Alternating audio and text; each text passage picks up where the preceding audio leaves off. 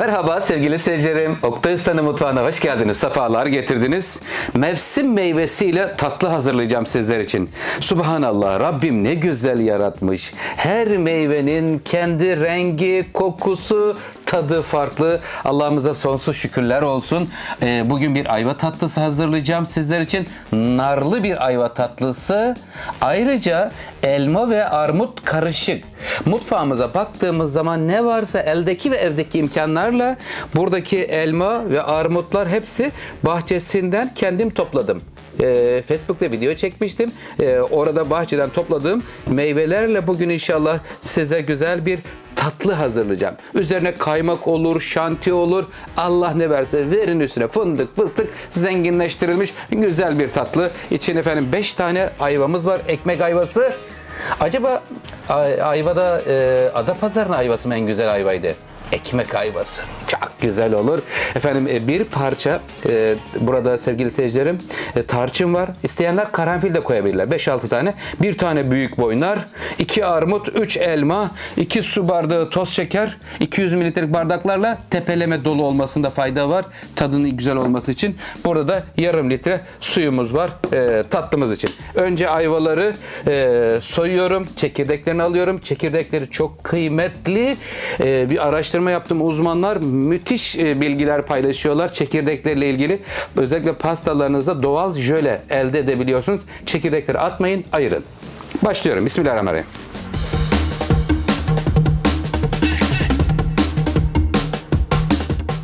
Sevgili seyircilerim, verdiğim ölçüden 10 porsiyon çıkıyor. Efendim buradaki çekirdeklerini özellikle ayıracağım. Onları böyle kenara şu anda bir arada topluyorum hepsini. Şu an 10 porsiyonluk ayva tatlımız var. Kabuklar ne olacak? Oktay Usta diyor seyircilerimiz. Efendim kabuklarını atmıyoruz. Güzelce bunları kaynatıyoruz. Karanfil, tarçın, içine biraz limon. Ondan sonra güzel bir ayva çayı yapıp içiyoruz. Şimdi efendim ayvaları soyduktan sonra suda bekletelim kararmasın diye. Önce yıkamıştık ama bir kez daha. Oradan sonra da buradan şimdi tencereye giriyor. Bismillahirrahmanirrahim. Hemen ocağımızın ateşini yakalım. Tencerede pişirilmiş bir ayva tatlısı olacak. Fırına göndermeden tencerede pişireceğim ve narlı olacak. Narlı ve armutlu olacak inşallah ayva tatlımız. Hepsi de büyük porsiyon böyle. Misafir ağırlamada müthiş güzel size puan kazandırır. Sevgili seyircilerim, misafirlerinizin bayılarak yiyeceği bir tarif geliyor Oktay Usta'dan sizler için. Geniş bir tencere tercih ediyoruz. Kişi sayısına göre malzemeyi azaltıp çoğaltabilirsiniz. Evet, şimdi ocağımızın ateşini yaktık. Kıymetli seyircilerim, düzgün bir şekilde şöyle tencereye alıyorum. Birazdan bunlar yumuşayınca araları toparlanır. Hemen buranın üzerine yarım litre su veriyorum. Bismillahirrahmanirrahim. Tencerede narlı ayvalı bir tatlı oluyor Oktay Usta'dan. Kapağını kapatıyorum. Kısık ateşte kaynamaya başlayınca bir 10 dakika kaynatıyorum. 10 dakika sonra o sırada yani aslında burası kaynarken biz elmayı, armutu soyuyoruz, rendeliyoruz ama öncesi buradaki narın suyunu çıkaracağım.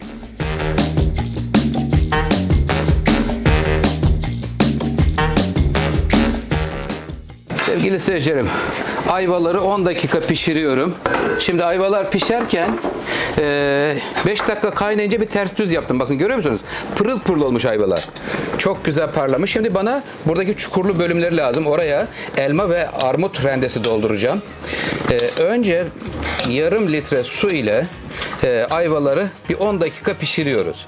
Bu sayede çok güzel bir kıvam alır. Ayvalar yumuşamış olur. Tencerede pişireceğim sırf. Hiç fırına vermeden. Burası hazır. Şimdi elma ve armut karışımından elma ve armutu rendeledim geniş bir kap içine. İkisini güzelce karıştırıyorum. Bir harman yapıyorum. Böylelikle bol meyveli, güzel lezzetli, müthiş bir tatlı çıkacak. Misafirleriniz daha önce biz böyle bir ayva tatlısı yemedik diyecekler. Sizler için ayva reçeli de hazırladım. Mevsiminde tatlılar, reçeller hazırlıyorum. Portakal reçeli, ayva reçeli hepsini hazırladım sizler için kıymetli seyircilerim.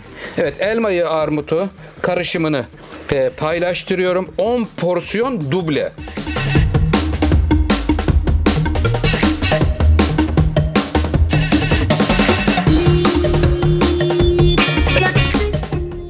Sevgili seyircilerim, ayıklamış olduğum narları hemen bir parçalayıcının içine alıyorum.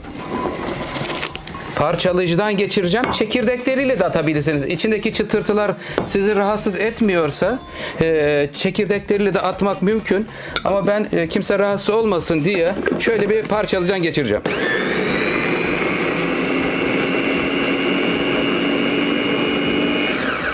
Bu kadar. Bakın. Görüyor musunuz ne kadar güzel bir rengi çıktı. Gel bakalım canım. Sevgiyle geliyor. Hiç beklemiyoruz. Şimdi hemen ocağa geçiyorum. Biraz dağınık çalıştım, özür dilerim. Hakkınızı helal edin. Ve şimdi şekerini verme vakti geldi. Buradaki ayvaların ve elmaların, armutun üzerine şekeri gezdiriyorum. 2 bardak şeker tepeleme dolu. Bir tane karanfil atıyorum içine. Şekerini ver. Daha fazla şekerli isteyenler çoğaltabilirler ama en ideali ortası budur sevgili seyircilerim. Şimdi özel bir ana geliyoruz. Çok güzel. Pembiş olacaklar. Subhanallah. Rabbim ne güzel nimetler veriyorsun.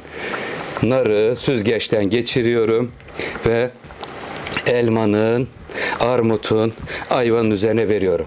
Pembe renkte, doğal renkte hazırlanmış bir ayva tatlısı geliyor Oktay Usta'dan. Çekirdeklerinden de atacağım. Üzerine yağlı kağıt kapatıp sevgiyle kısık ateşte lokum gibi oluncaya kadar pişiriyorum ayva tatlımı.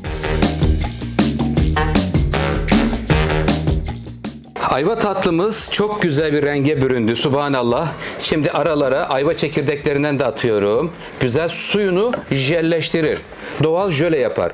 Hepsi de suyun içine kalsın. Üstlerde kalırsa altlara indiriverelim. Suyunu kaynatıp kıvamlaştıracağı için.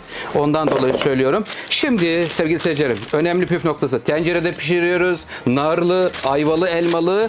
Üzerine bir yağlı kağıt kapatıyorum. Ortasından bir baca açtım. Şimdi bakın şöyle getirip kapatıyorum. Bacası burada. Yani şurada bir parmak delik açıyorum şuradan. Bu mesafede ağırdan kaynayacak. Lokum gibi oluncaya kadar kısık ateşte ayva tatlımızı pişiriyoruz. Sonra servis vakti olacak. Kaymaklı mı isterseniz, şantili mi, yoksa kremayı şekerle köpürtülmüş hali mi? Siz bilirsiniz. Önce bir pişirelim, sonra servis vakti diyorum. Ve burada da çekirdeklerini aldım ama yine de içinde çekirdekler var. Buradakilerle de güzel böyle şifalı bir ayvalı, elmalı doğal çay hazırlayabilirsiniz. Kaynatıyor, balla karıştırıp içiyoruz. Öksürüğe de iyi gelir inşallah.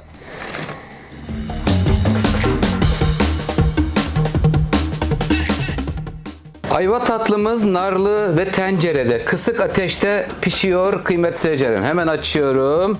Şimdi göreceğiz. Yalnız bütün püf noktası kısık ateşte pişecek. Ağırdan sevgiyle bakın nasıl güzel kaynıyor, görüyor musunuz? Oo, çok başarılı oldu. Yağlı kağıt burada yakın mesafeden ısının kendi ekseninde dönmesine yardımcı oluyor. Çok güzel oluyor. Ahenkle dans ediyor.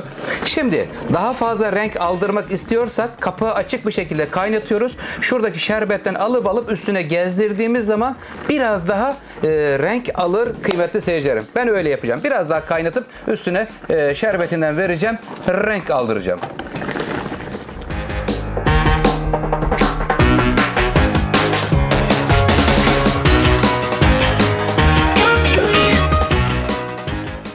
Ayva tatlımızın kapağı açık bir şekilde kısık ateşte kaynatıyorum. Kaşıkla alıp ayvaların üzerine buradaki şerbetinden veriyorum. Şerbetin kıvamı nasıl olmalı Oktay'sa derseniz, işte bakın görüyor musunuz?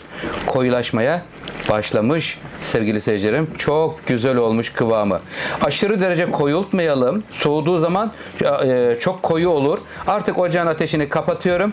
Yaklaşık olarak 1,5 saat ile 1 saat 45 dakika arasında ayva tatlısı sevgiyle pişiyor sevgili seyircilerim. Hiç fırına atmadan tencerede pişirdim. Narlı, elmalı ve armutlu. Çok güzel oldu inşallah. Sizler de beğeni butonuna basarsanız çok mutlu olurum. Ocağın ateşini kapatıyorum.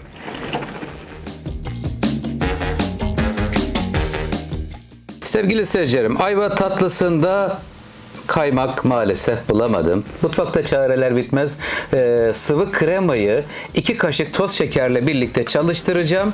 Güzel üzerine bir kaymak elde etmiş olacağım. Az şekerli kaymak olacak.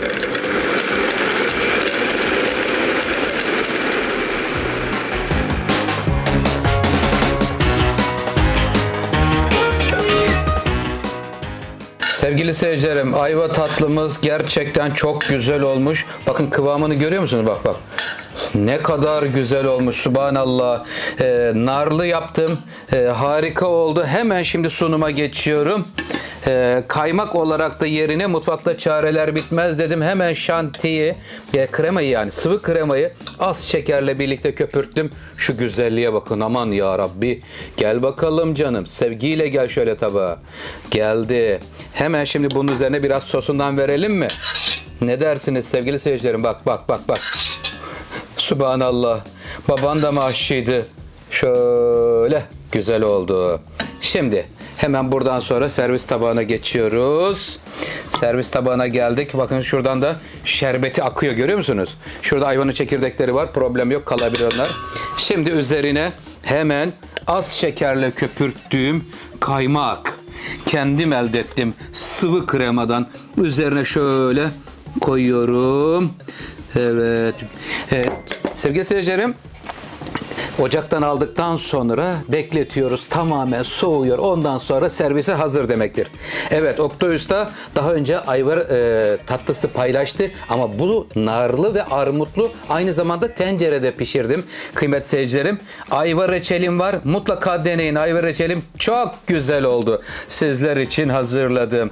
Evet, bir tarifimizin daha sonuna gelmiş bulunuyoruz.